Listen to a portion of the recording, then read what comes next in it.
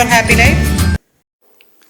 ഞാനിന്ന് വന്നിരിക്കുന്നത് വളരെ എളുപ്പത്തിൽ ഉണ്ടാക്കാവുന്ന ഒരു പ്രഭാത ഭക്ഷണം നിങ്ങളെ പരിചയപ്പെടുത്താനാണ്. ഇത് പരിചയപ്പെടുത്തേണ്ട ആവശ്യമില്ല, കാര്യം നമ്മളെല്ലാവരും പണ്ടൊക്കെ കഴിച്ചിട്ടുള്ളതും ഉണ്ടാക്കിയിട്ടുള്ളതുമാണ്. പക്ഷേ ഇന്നത്തെ തിരക്കിനിടയിൽ പലർക്കും ബ്രേക്ക്ഫാസ്റ്റ് തന്നെ ഉണ്ടാക്കാൻ സമയമില്ലാത്ത അവസ്ഥയാണ്. അപ്പോൾ ഇതൊരു ഓർമ്മപ്പെടുത്തൽ മാത്രമാണ്. എന്തായാലും നിങ്ങളിൽ ഒരാളുടെ റിക്വസ്റ്റ് അനുസരിച്ചാണ് ഇന്നത്തെ വീഡിയോ ഞാൻ ഇടുന്നത്. കാര്യം പുതിയ കുട്ടികൾക്ക് ഇതൊന്നും ഉണ്ടാക്കാൻ അറിയില്ല. ഇപ്പോൾ പ്രഭാത ഭക്ഷണം ഒഴിവാക്കി നമ്മൾ ജോലിക്ക് പോവുകയാണെങ്കിൽ അന്നത്തെ മുഴുവൻ ഊർജം നമുക്ക് കിട്ടേണ്ടത് പ്രഭാത ഭക്ഷണത്തിൽ നിന്നാണ്. അതുമാത്രമല്ല, ബ്രേക്ക്ഫാസ്റ്റ് സ്കിപ്പ് ചെയ്യുന്നത് മൂലം നമുക്ക് പല അസുഖങ്ങളുണ്ടാകാനും സാധ്യതയുണ്ട്. ഡെയിലി രാവിലെ ജങ്ക് ഫുഡ്സ് കഴിക്കുന്ന ആരോഗ്യത്തിന് ഒട്ടും നല്ലതല്ല. ആരോഗ്യത്തിന് ഏറ്റവും നല്ലത് ആവിയിൽ വേവിച്ച ആഹാരമാണ്. പുട്ട്, ഇഡ്ഡലി അതുപോലുള്ള കാര്യങ്ങളൊക്കെ നമുക്ക് കഴിക്കാം. അപ്പോൾ ആരോഗ്യപരമായിട്ട് അതൊക്കെയാണ് നല്ലത്. നമ്മൾ കേരളീയരുടെ വിശേഷ അവസരങ്ങളിലും പ്രഭാത ഭക്ഷണമായിട്ട് ഡെയിലിയും അഭിമാനപൂർവ്വം നമ്മുടെ അമ്മമാർ വിളമ്പിയിരുന്ന ഒന്നാണ് പുട്ട്. ഇന്ന് പുട്ടിന് മാത്രമായിട്ട് പ്രത്യേകം റെസ്റ്റോറൻറ്റുകൾ തന്നെയുണ്ട് നമ്മുടെ നാട്ടിൽ.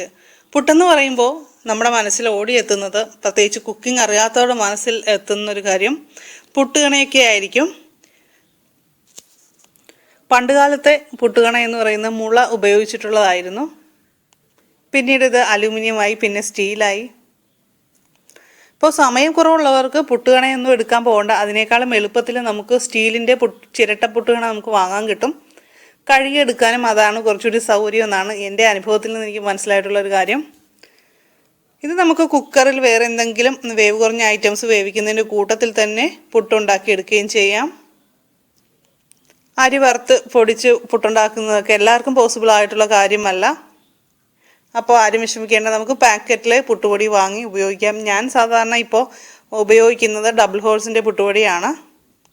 നിങ്ങളുടെ നാട്ടിൽ അവൈലബിൾ ആയിട്ടുള്ള ഏത് നല്ല പുട്ടുപൊടിയും നമുക്ക് ഉപയോഗിക്കാം. അപ്പോൾ എന്തെങ്കിലും നല്ലൊരു പാക്കറ്റ് പുട്ടുപൊടി വാങ്ങുക. അപ്പോൾ 1 കപ്പ് പൊടിയാണ് എടുക്കുന്നതെങ്കിൽ 1/4 കപ്പ് വെള്ളമാണ് വേണ്ടത്.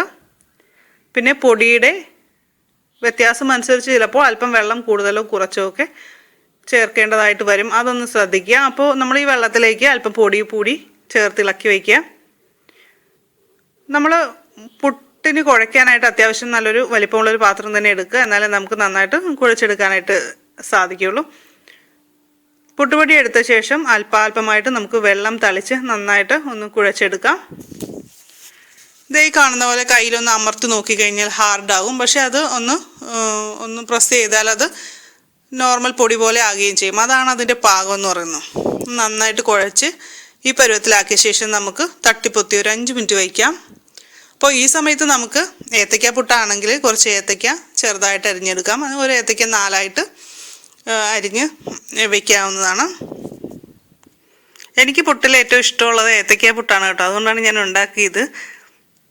ഇപ്പോൾ വെജിറ്റബിൾസ് ഇതിൻ്റെ അകത്ത് ഏത്തയ്ക്കയ്ക്ക് പകരമായിട്ട് ആഡ് ചെയ്യാം. അതൊന്ന് കുക്ക് ചെയ്തൊക്കെ ചെയ്യുകയാണെങ്കിൽ നല്ല ടേസ്റ്റ് ആയിരിക്കും. ഇനി ക്യാരറ്റ് വേണമെങ്കിൽ നമുക്ക് ചീകി ആഡ് ചെയ്യാവുന്നതാണ്. ഇപ്പോൾ ക്യാരറ്റ് പുട്ടായി. പിന്നെ ഇറച്ചിയൊക്കെ ചേർക്കണമെങ്കിൽ അത് മസാല ചേർത്ത് ഇറച്ചി ഒന്ന് വേവിച്ച് ഒന്ന് വരട്ടിയെടുത്താൽ അത് ആഡ് ചെയ്താൽ ഇറച്ചിപ്പുട്ടായി. അപ്പോൾ ഇനി വേണ്ടത് നമുക്കിവിടെ പീരയാണ്. സമയം കിട്ടുമ്പോൾ കുറച്ച് പീരയൊക്കെ ചിരണ്ടി ഫ്രിഡ്ജിൽ വെച്ചിരുന്നാൽ നമുക്ക് രാവിലെ തിരക്കിൽ ഓടേണ്ടി വരത്തില്ല. ചിരട്ടപ്പുട്ട് ഉണ്ടാക്കുന്നത് ഞാൻ നേരത്തെ പറഞ്ഞ കുക്കറിലാണ്.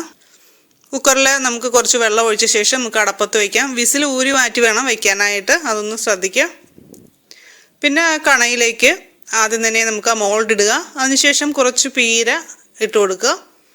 അത് കഴിഞ്ഞ് നമുക്ക് പൊടി ചേർക്കാവുന്നതാണ്. ഇനി ഏത്തയ്ക്ക അരിഞ്ഞതാണ് ഈ പൊടിയുടെ മുകളിലായിട്ട് നമുക്ക് ഇടേണ്ടത്. അതിനുശേഷം നമുക്ക് പച്ചക്കറി ആണെങ്കിൽ അല്ലെങ്കിൽ ഇറച്ചിയാണെങ്കിൽ അത് ആഡ് ചെയ്യാം. അല്ല, ഇപ്പോൾ ഏത്തയ്ക്കയാണ് ഞാനിവിടെ ചേർക്കുന്നത്. അപ്പോൾ ഏത്തയ്ക്ക ഇട്ട് കൊടുക്കാം.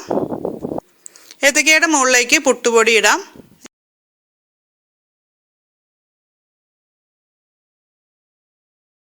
ഏറ്റവും മുകളിലെ ലെയറിൽ നമുക്ക് വീണ്ടും തേങ്ങാപ്പീര തന്നെ ചേർത്ത് പുട്ടുകണ അടച്ച ശേഷം നമുക്ക് കുക്കറിൻ്റെ വിസിൽ ഇടുന്ന ഭാഗത്ത് നമുക്ക് വയ്ക്കാവുന്നതാണ്.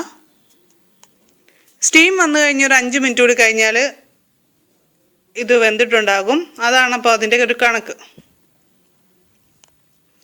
കുക്കറിലെ വെള്ളം ആവിയായിട്ടാണ് ഈ പുട്ട് നന്നായിട്ട് വേവുന്നത്. അപ്പോൾ കുറച്ചുകൂടി ഹെൽത്തി ആയിട്ട് പുട്ടുണ്ടാക്കണമെങ്കിൽ അങ്ങനെ ആഗ്രഹമുള്ളവർക്ക് അരിപ്പൊടിക്ക് പകരമായിട്ട് ഗോതമ്പ് പൊടി ഉപയോഗിക്കാം. പ്രത്യേകിച്ച് ഡയബറ്റിക്സ് ഒക്കെ ഉള്ളവർക്ക് ഗോതമ്പായിരിക്കും കുറച്ച് നല്ലത്.